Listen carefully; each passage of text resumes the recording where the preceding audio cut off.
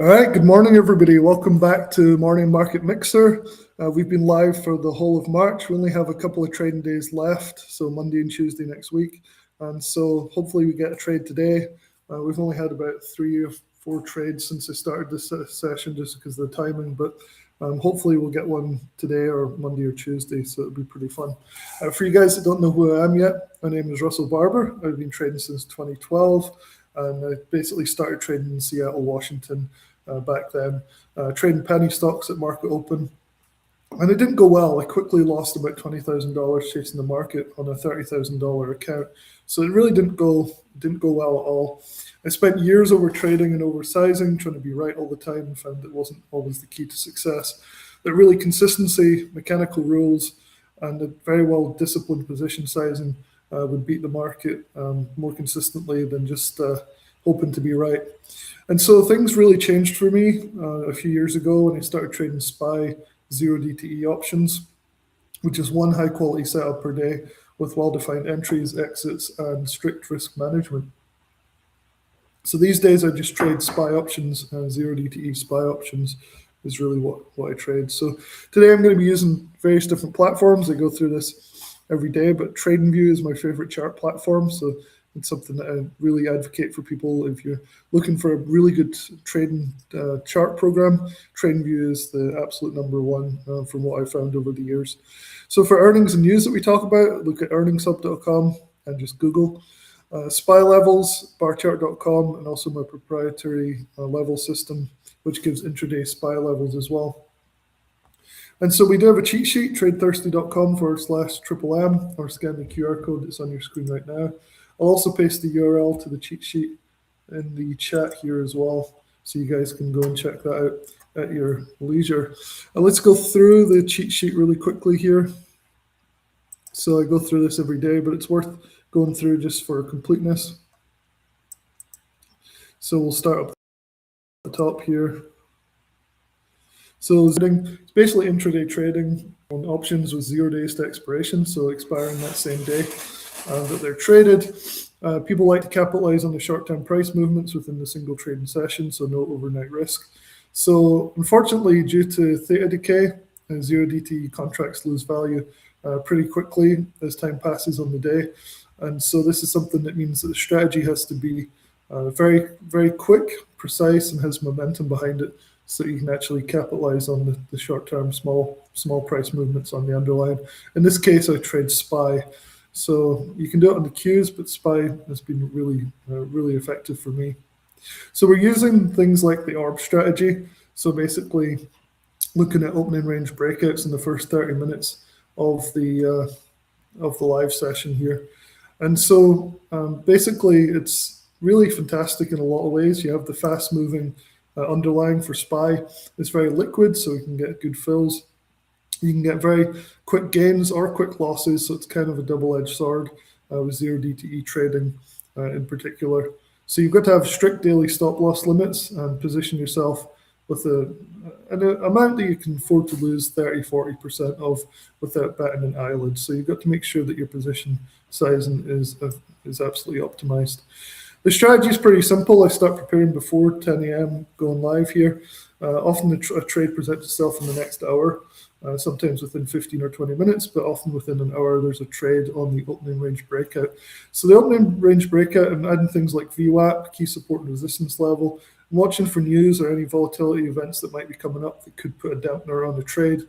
And basically I'm looking at the opening range, first 30-minute candle on the charts, and drawing a high and a low at the full candle wick, and looking at what sort of range we've got for that morning to try and predict whether it's going to be a choppy day or if it's going to be a trending day.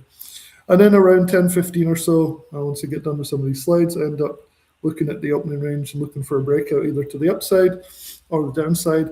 The nice thing is this strategy works both directions, right? So you can get an upside breakout or a downside breakout and play calls to go long or play puts to go short on this. So that's really the overview of the strategy. It's very simple. I find it simple is effective a lot of the time though with these strategies. And so that's the cheat sheet. Hopefully you've got a chance to grab it, and let's keep going here. So quick overview on SPY. It was the first ever US ETF ever listed, exchange traded fund, obviously. It tracks the S&P 500, which is 503 stocks across 11 sectors. So it does a really good job at being diversified, right? And so the reason I like it for zero DTE trading is twofold. The first is the options are pretty cheap on this. Money options are pretty low cost, typically $150 or $200. And it's really, really liquid. So there's absolutely no problems with execution, getting in and out of the trade quickly, which is really important for zero DTE trading. So here's today's agenda. It's the usual. I'm going to go through the SPY ATM from yesterday. That's our premium service that offers a single trade at 10:30 Eastern time most days. Yesterday was actually a skip, so we're just going to go through some more details about the service and how you can join the service if it's something that you're interested in. We're going to talk about overnight market news. There's not a lot today. Talk about any earnings, any data that's coming out today that might affect a zero DTE trade. Looking at market direction, things like opening range. Obviously, we're doing an opening range breakout strategy. We're going to look at the key intraday levels on SPY using my proprietary system, which uses the options data early on in the day to fix basically intraday support and resistance lines. So they're fantastic. They work really well, and I use them in conjunction with the orb strategy in order to get that confluence that we need. So we're going to look at that. We're going to look at the volatility, see what the VIX is doing today, look at expected move for the day, and then look for any trade opportunities if there is any. And so like I was saying, there's been three, I think, trade opportunities during these sessions. They've all worked out really well, just getting 20% in 20 minutes. So kind of key base hits on these trades. And so I was going to go over basically the trade alert from the SPY ATM service from yesterday. But like I said, it was actually a skip day. So the system really looks for high confluence. So it really is a sniping system. It only picks trades that are basically very high probability. And that's how we're able to maintain a really high win rate of about 80% on these SPY ATM trades. So I'll post this link in the chat here so you guys can go and check out the landing page, which we'll go through in just a minute here. So that's the SPY ATM link, which will take you to this page right here, which I'll just pull up for you. So this tells you a bit more about the SPY ATM alert. So like I said, it's a trade that comes out at 10:30 Eastern time. It's always on SPY. It's always zero DTE. And we've had a really good track record with this. Like I said, about 78% over 2 years. There was 124% ROI in 2024, 102% ROI on account in 2025. And this is the data that we show people. We're actually up about 15% on the year as well this year, which is actually pretty good given that the SPY is down 3% or so.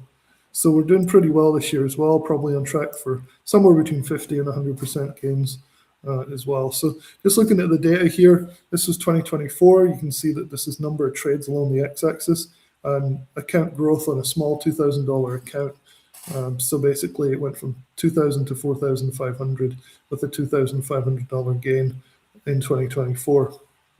And you can see there's a bit of chop in here. It doesn't just go up completely linearly, but overall it's got a nice growth curve. And you can see a lot of the growth came in the second half of the year, which might explain why this year we've actually got a smaller percent gain so far, because a lot of the growth happens at particular times of the year. Obviously, there was a huge run towards the end of the year, the last quarter or so in 2024. And you can see the data on the landing page here as well for last year. We like to look at the whole year for this reason. And so you can see it was 120.25, and we're showing this data for complete transparency. This is every trade taken in 2025, so about 230 trades or so. And again, you can see a lot of the growth came in quarter 2, then it kind of stagnated in quarters 3 and 4.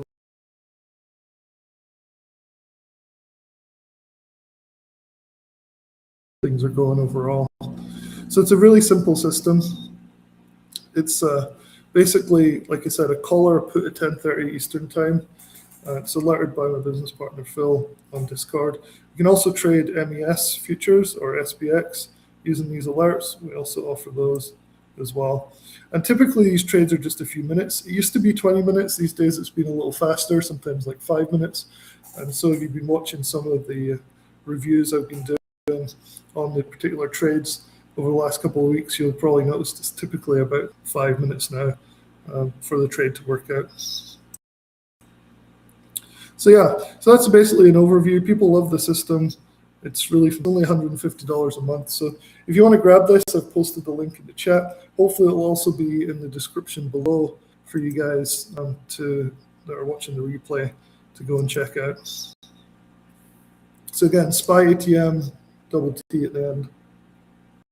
StockAlertsReview.com, SPY ATM, TT at the end. All right, so there wasn't a lot going on overnight. Last night, basically, the Asian and European markets were slightly weak, which is carrying over to the US futures. So we gapped down today quite a bit. And this was really what caused the downside bias, was the struggling global markets. So that really puts a risk-off tone heading into the day for SPY. There's some economic data coming up after hours today. And so people are a little bit cautious ahead of the upcoming economic data and the potential Fed commentary that goes along with that. And so there's not really a huge strong conviction into what's going to happen. So we're getting quite choppy pre-market conditions with a slightly bearish lean, obviously, with that gap down.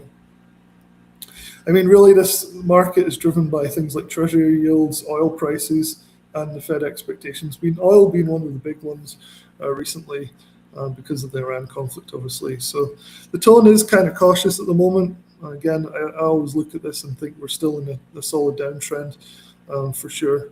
And so there's really no major earnings today or this week in general.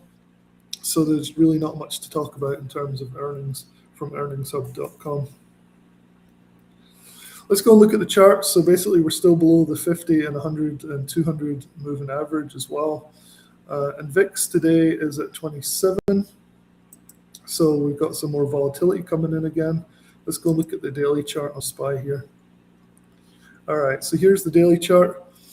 You can see that we have actually started to touch with the 50 and the 100 day. I talked about this for the last week, where we're trending down to what the death cross on the SPY daily, which is obviously a bearish sign. The death cross is a bearish crossing of the moving averages here. So we're actually touching now. So it's been forming for a week or two. We're actually touching, looking for that cross to the downside, where we could potentially see a continuation of this downtrend that we've been seeing. This downtrend is particularly choppy. It's kind of fools you. It'll gap up one day and you think we're breaking out to the upside, and then it will just come straight back down the next day. One thing we've noticed is the lows on the daily. Usually the next day is a bounce day. It's held true for a lot of this downtrend. And today we're actually opening down under the 200 moving average again, and we're back to this support here from November. So you can see we've kind of chopped around that back here for the last few days. We've been chopping around in any progress either way, either to the upside or the downside. So we're just stuck in limbo at the moment on the daily chart. So let's drop down the time frame here, start looking at the opening range, see what's going on. Like I said, VIX is at 27, so we're still pretty good on VIX. So yesterday was a chop day. I think the opening range kind of suggested that, and it held true. Very choppy day. So here's the 30-minute, and just here so you guys can see it better.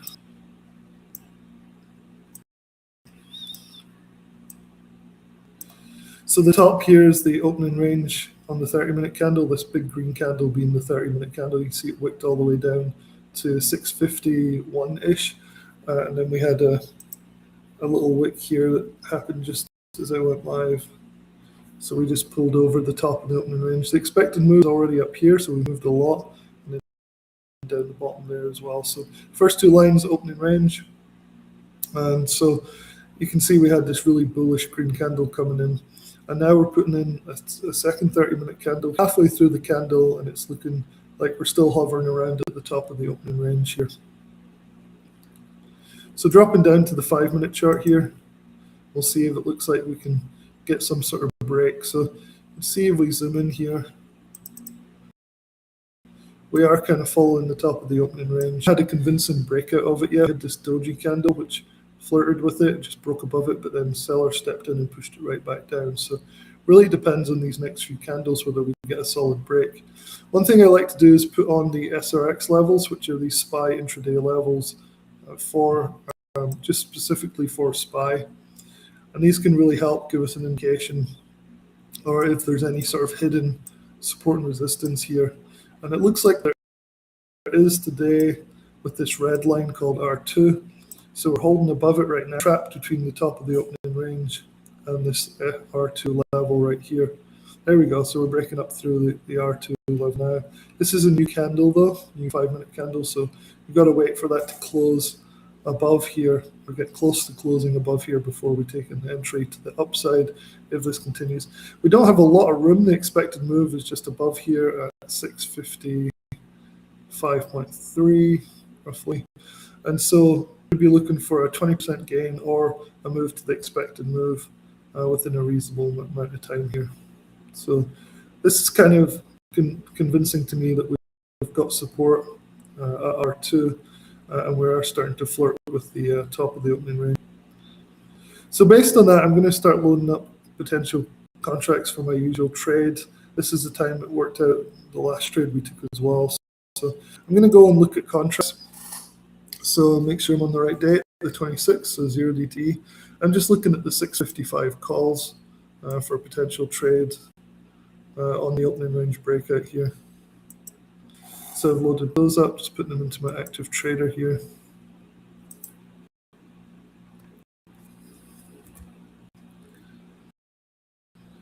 And so for you guys that haven't seen me, really stick around for it to work out because it can take 20 minutes.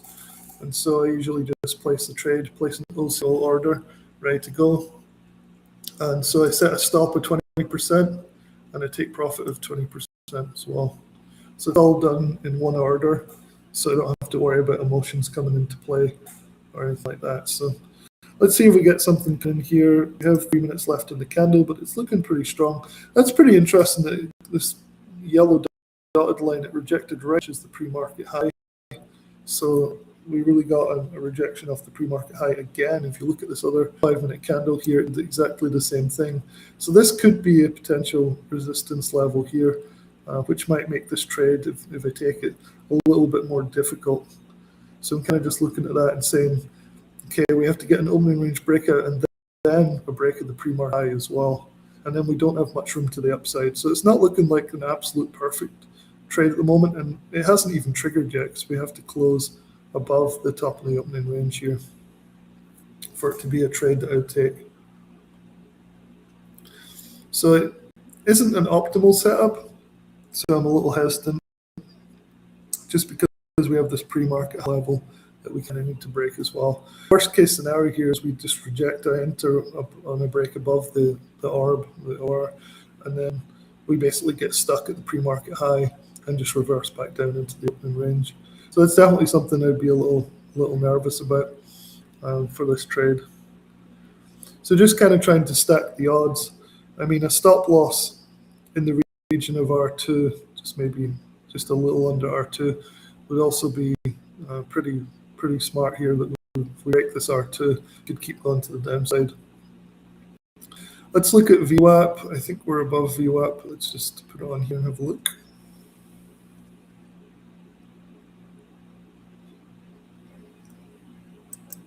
It's not loading up, runtime error. TradingView letting me down. Minute left on this candle and looks like we're testing R2 again. So I'm not sure if this is going to be a trade that I place in the next few minutes or not. Often what happens is we'll see sideways action like this, especially when we have R2 and the top of the opening range here. We'll see sideways action for a little bit. And then 10 minutes after I finish the session, we'll start to see an actual breakout to the upside. So if you're looking for a trade, this kind of hopefully gives you enough information that if this does happen outside of the live stream, then you might be able to take a long to the upside here. But yeah. So this is kind of what I was worried about, is we get rejected off this pre-market high and then just end up coming all the way back down here.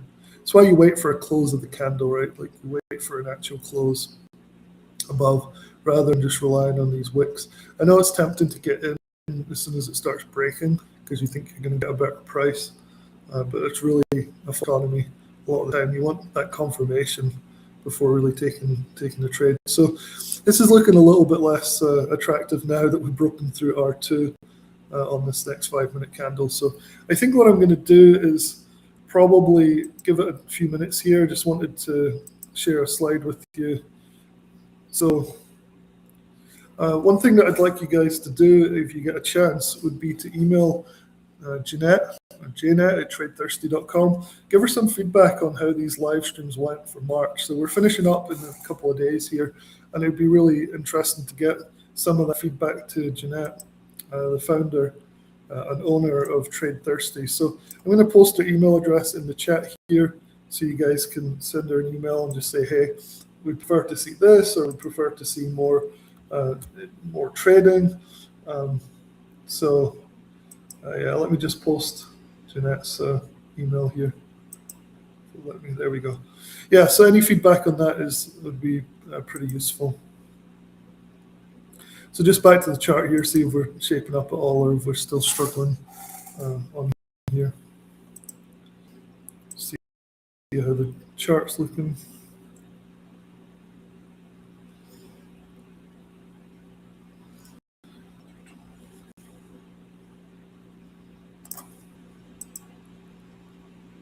All right, so I'm just going to watch this over the next 10 or 20 minutes or so, see if we get a reclaim of R2 and a breakout of the top of the opening range. So keep an eye on that, and guys, I'm going to see you back on Monday for the last couple of days of this live sessions. So enjoy the rest of Thursday, and I'll talk to you guys soon.